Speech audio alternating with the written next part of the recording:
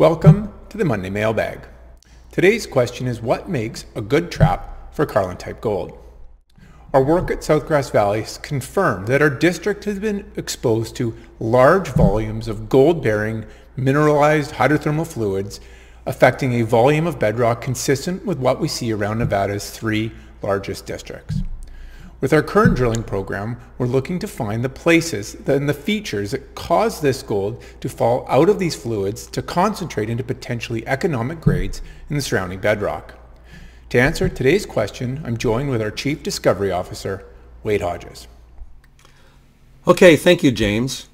So let's talk briefly about fluid traps in Carlin-type systems. To understand best how to trap gold, it's important to start by understanding something about how gold moves from its source to where it is deposited.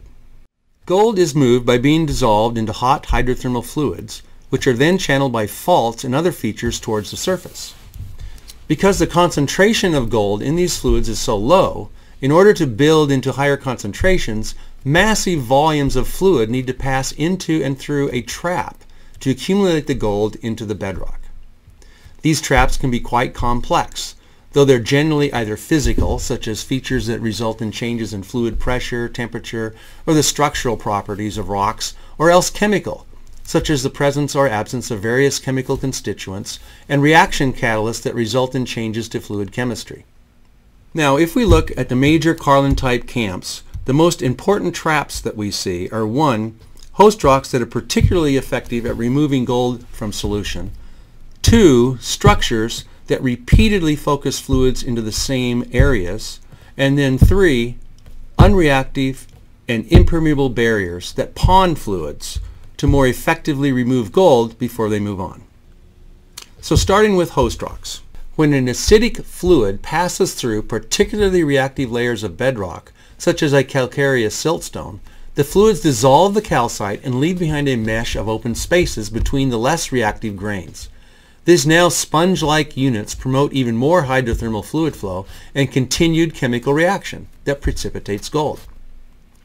A second common type of trap for Carlin-type gold deposits are complex, long-lived, and episodic fault zones that focus and channel the flow of hydrothermal fluids and dramatically modify temperature and pressure conditions that force gold out of solution.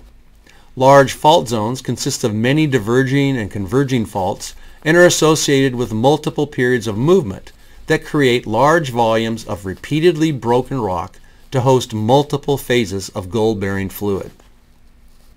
The last common trap we're going to review today is created when hydrothermal fluids come up against unreactive or impermeable barriers that slow the fluids down, which can pond the fluids to allow more time for the gold to accumulate in the surrounding bedrock. Unreactive host rocks above major thrust faults effectively form a cap over many gold ore bodies. Similarly, and potentially of significance at South Grass Valley, overhanging features of large intrusions can also provide excellent traps to pond gold-bearing fluids to support some very high grades. So as you can see, each of these traps is associated with focused areas within a system defined by the intersection of specific geologic units and structures. Our early drilling provided the information to build the geologic model that we're now using to target exactly these kinds of traps. Actually encountering alteration and mineralization diagnostic of Carlin-type gold systems in places where multiple trap features had been projected, as for example in the bottom of hole 12, is proof that our early wide-space drilling and modeling efforts are well positioned to target additional traps with more focused drilling. Thank you, Wade, and thank you all for watching. Be sure to subscribe here to catch the next Monday Mailbag.